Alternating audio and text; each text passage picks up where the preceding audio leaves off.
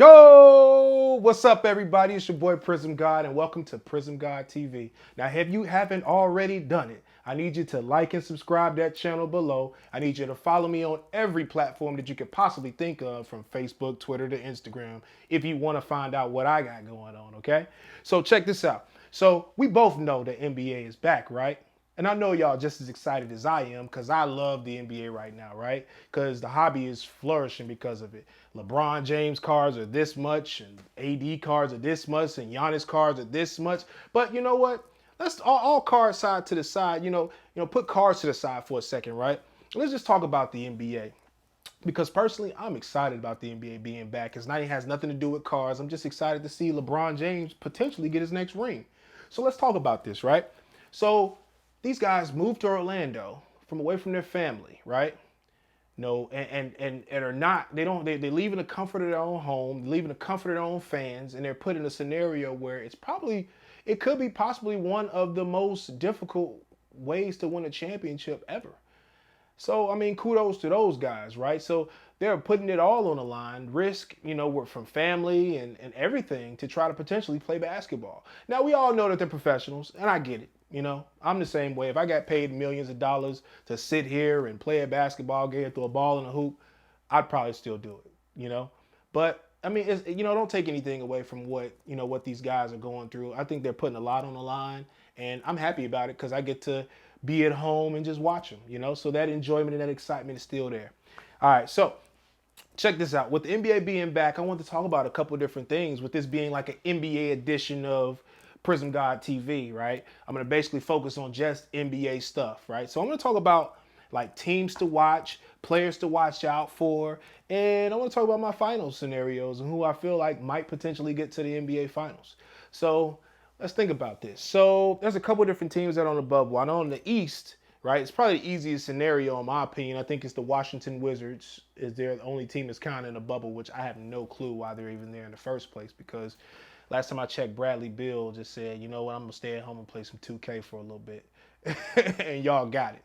Which actually is not a bad scenario for the future of their team, because if you think about it, Rui Hachimura gets a chance to show out, Troy Brown Jr. gets a chance to show out, and whoever else they got on their team, I don't even know. But those are the only two guys I'm kind of looking forward to seeing how they pan out for the future of the Washington Wizards. So that's my 2 cents about those guys. So with the other team that's on the bubble, we got Phoenix, we got Sacramento, we got Portland, we got New Orleans, and I think there's another team. Let me check real quick. In the West, we also have Sacramento. And sorry, I said Sacramento. San Antonio Spurs. All right, so with that being said, I don't really like a lot of these teams that they chose to allow to be in this bubble. I think that having one extra team, I think it should probably just went straight to the playoffs. But I can't really complain. We still get to see Zion, and I think that's probably one of the reasons why we still see Zion in the West. But I'm okay with that. I'm a Zion fan, so it give me a chance to see him a little bit longer than just 19 games. Now we got our 20th game yesterday, which was kind of cool. So let me think for a second. Let me think. What am I thinking about, right? I'm thinking about the teams to watch out for in this finals. Because if you think about it, it's a really crazy scenario for some of these people who, some of these young players or fans, young players who are not used to NBA style, who might play shy. I think it allows certain players to kind of do well. So there are going to be some people you never heard of who will probably do well in this playoffs. I think we've seen Bol do pretty well. We've seen Jonathan Isaac play pretty well, which I'll talk about later on, okay? So teams to watch out for in the East. A team to watch out for. Because I'm not going to focus on who the obvious people are, like Milwaukee, Toronto, Boston, or even Philadelphia, if you feel like Philadelphia is one of those teams. I'm going to talk about the other teams. Let's talk about Miami. Let's talk about Orlando. Okay? Two teams I feel like who have a really good chance to potentially come out the East. I'm not gonna say come out the East, but yeah, I'm gonna say come out the East. I think they have probably one of the best full teams in the NBA. I don't think they have enough to win a championship, But I do like the scenario Miami and Orlando potentially are in. If you think about it, I think Orlando is considered the eighth seed right now, and I think Brooklyn Nets are the seventh seed. If somehow, some way, Orlando in this position was to able to play, let's say, Toronto the first round. If you remember back to last year, if we can get a video clip somehow, right here, to see what happened last year. Last year, Orlando beat Toronto the first game of the playoffs last year with a Kawhi Leonard, which, by the way, they won the championship, if we already know. So if you think about Orlando, they had the exact same team they had last year, which actually gave Toronto a run for their money, right? And they actually have added Mo Bamba, which didn't play last year, Markelle Fultz, which didn't play last year, and I think several other people who they didn't have last year. So their team, in essence, is actually better than they were last year. And if they have a chance to play Toronto as a first round, they could possibly end up surpassing Toronto and getting to the Eastern Conference Finals to play Milwaukee. Now, that's something else I'll talk about later, is Milwaukee versus Orlando. But I'm going to focus on another team, Miami. So, Miami, in my opinion, is probably one of the best teams in the East without a superstar. Now, we all know they have Bam Adebayo. We all know that they have Jimmy Butler. And in a perfect scenario, I think Jimmy's a star, but he's not a superstar. When I think of superstars, I think of people like Giannis. I think of people like Anthony Davis. I think of people like LeBron James, right? So if you think about this, these are superstars. And Jimmy Butler's not really a superstar. He's more so like on a cusp of being like a superstar, but he doesn't have that takeover mentality that those guys have. So I think Miami's a really good team for potentially a superstar to join in the future, which another show we could talk about later. Um, but I like their team overall. I think they have enough shooting power between Tyler Hero, Anderson, and I forgot that Kendrick Nunn is another good player on their team. They have a really good team overall. So I think people need to watch out for Miami, being honest with you. Then we're going to head over to the West. Now, West, I like Memphis, I like Portland, and I like Denver. I think those are teams to watch out for. I'm not saying that when I say these are teams to watch out for, I'm not saying these are teams that will win a championship. But what I'm saying is these are teams that have enough talent to hold their own and surprise some teams in the playoffs. Especially given the scenario that a lot of these teams are in right now. Being in Orlando, not having their fans, not having their support of their family, and COVID being out here. We don't know what we might deal with this situation. If any given player gets sick, the playoff changes. We have no clue what we're dealing with here. So, with that being said, I like Portland. They have a lot of talent on their team, and they actually have a superstar on their team, and they really should have already been in the playoffs, to be honest with you. Their team is too talented with Anthony Simmons, Damian Lillard, CJ McCollum, even Carmelo Anthony adds on to him. Then they actually brought back a healthy Zach Collins, which is also a really good scenario for them as well. And then Hassan Whiteside. Let's not forget about him. So I think their team is actually a Miami team in the West with the superstars that they don't necessarily have in Miami. So I think people need to watch out for Portland. If they end up taking that eighth seed away from Memphis, they're going to be a very dangerous team to play. Especially if you think about them playing the Lakers in the first round. It will definitely be a tough out for them. But in the end, we'll see. We'll see, right? Another team I think you should watch out for is Denver. Denver is a very unique team.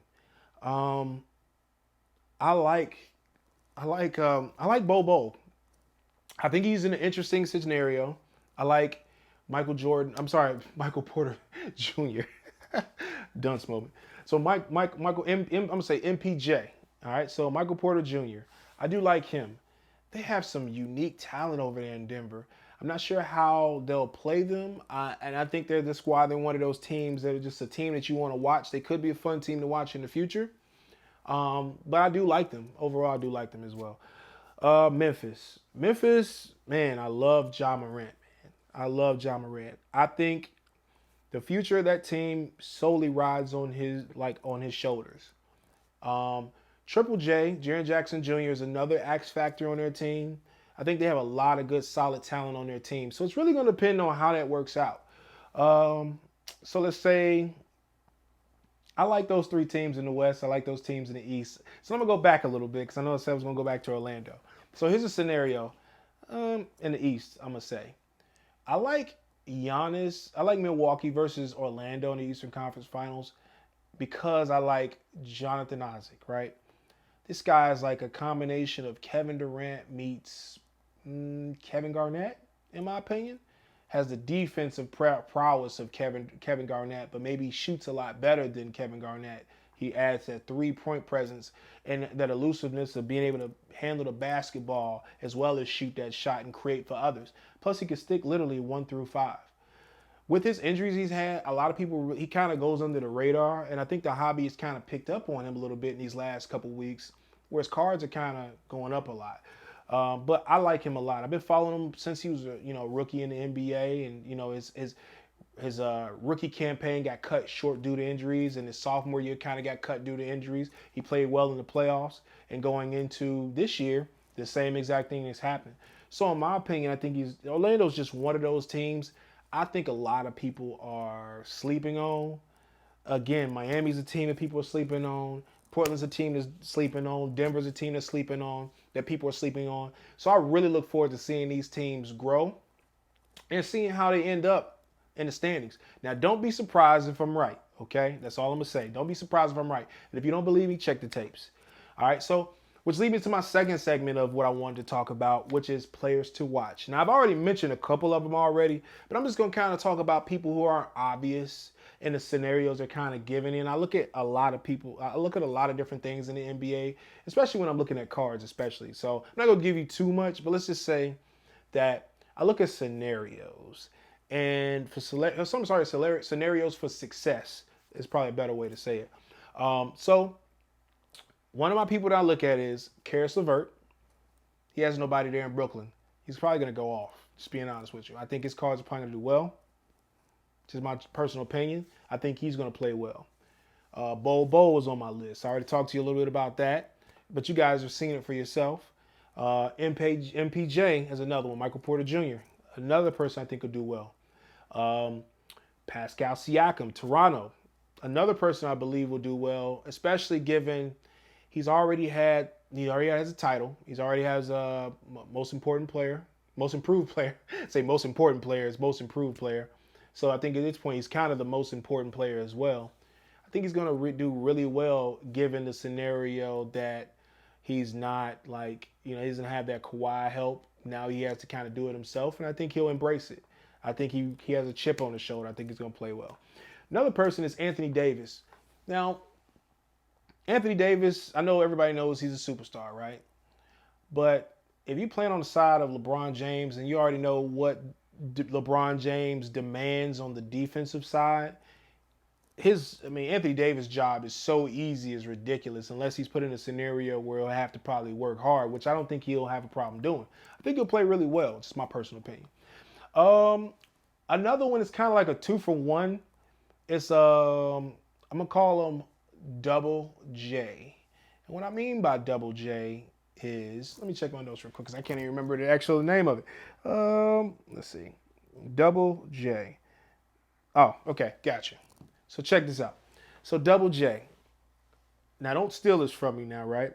Double J is Jason Tatum and Jaylen Brown. Those guys, I feel like they feed off each other. One has a great game, one has an okay game, and vice versa any given day. If those guys can finally click and get to the point to where they're both having a superior game, that team is going to be amazing. So I put them on my players to watch list. I wanted to initially put Jaylen Brown because people don't talk about him enough. But I think that if you look at games that Jason Tatum has rough games, Jaylen Brown's usually the guy to have a better game. And I see those guys as potentially being the future of the Boston Celtics as long as they can keep them together. Kemba Walker I like as well. I didn't like him initially at first, but I think that he helps them when they start to play timid or they don't really play good enough. So I think their team overall is good. I don't really talk too much about Kemba Walker. I think I liked him a whole lot when he played for Charlotte, but I'm just going to say Double J for right now. Another person is Brandon Ingram. Now, we all know that Zion Williamson gets a lot of spotlight here in New Orleans. Well, not here in New Orleans, but in New Orleans. But being quite honest with you, Brandon Ingram is kind of like the gel that holds those guys together, man. That man does everything. He scores, he plays defense, he rebounds, he passes the ball. Ideally, I would say he's the best person on that team. And I think a lot of people don't talk about him as much as they should. I think that him being in LA, I think if there was a way for LA to keep him, I'm sure they would have loved to keep him. But he's going to be the man in New Orleans. I'm sorry. I love Zion, but I think Brandon Ingram is going to be the man. Other person I think has a chip on his shoulder and I like a lot is Donovan Mitchell. He's another guy I think you guys should look out for. Don't be surprised if Utah gives him a good run. Not sure if they do anything long, this year, but I think that Donovan Mitchell is a superstar. I like him a lot. He can shoot the ball. I like the fact that they brought in Mike Conley to kind of add a little pressure off of the defense for him to allow him to shoot more. So don't be surprised if he has a good playoffs as well. The last but not least is Damian Lillard. And I know we all know that he's a superstar, and I said I wasn't going to talk about people who are not going to be superstars, but I'm going to talk about him because he's on the bubble. He's a really good player on a good team, but they're on the bubble. I felt like this should have always been in the playoffs. So I think you're going to see a different side of Damian Lillard this playoffs in the regular season and the playoffs leading into the playoffs. I believe that they have a really good chance to make the playoffs, and if they get in the playoffs, they're going to be a dangerous team. So don't sleep on Damian Lillard because it'll be all on him, being honest with you. So look for that. Now, the last part of the segment I want to kind of talk about is final scenarios, okay? So let's talk about this. I know I talked about potential teams to watch out for. So I'm going to talk about the East first. I talked about Miami, Orlando, Milwaukee, and Toronto are my teams to potentially come out of the East. I like the underdog, so don't kill me for kind of rooting for the underdog, but I love underdogs. So my underdog team is Orlando and Miami. I like both their teams. I like what they represent. I like their grit that Miami has. They have played excellent defense. I love Orlando for Jonathan Isaac, Mo Bamba, Markelle Fultz, because I think those type of guys have chips on their shoulders as well. The obvious people is Toronto, Milwaukee, Boston, and potentially even Philadelphia. But to be honest with you, I really feel like some of these teams just have no chance at all. They probably should just go home and go play 2K. Just saying, 2K. And in the West, I want to say you can pick any LA team. I think they'll probably get to the finals, whether it be the Clippers or the Lakers. You can flip a coin. I think that's about as good as it's going to get. But my sleeper teams is going to be Denver and Portland. I just think that those two teams, they have a Denver because they have a lot of different size and they have a lot of different looks.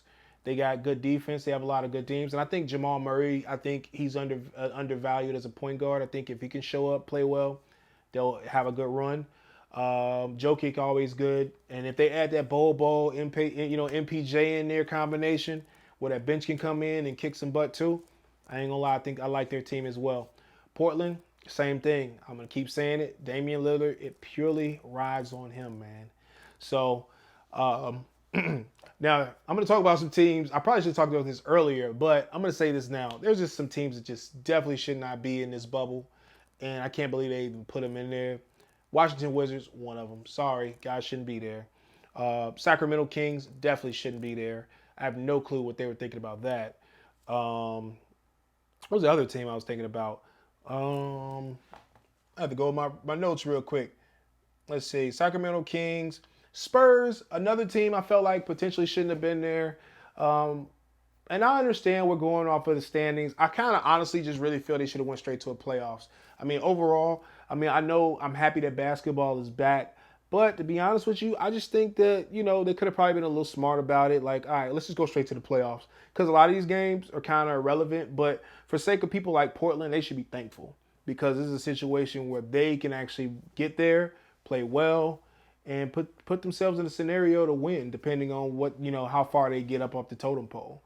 But that's just my take on NBA, man. So I appreciate you guys listening in. I appreciate, what we got going on. So make sure you guys hit that click, subscribe, hit that bell so you can know all the notifications of what's going on and get that exclusive content like I said before.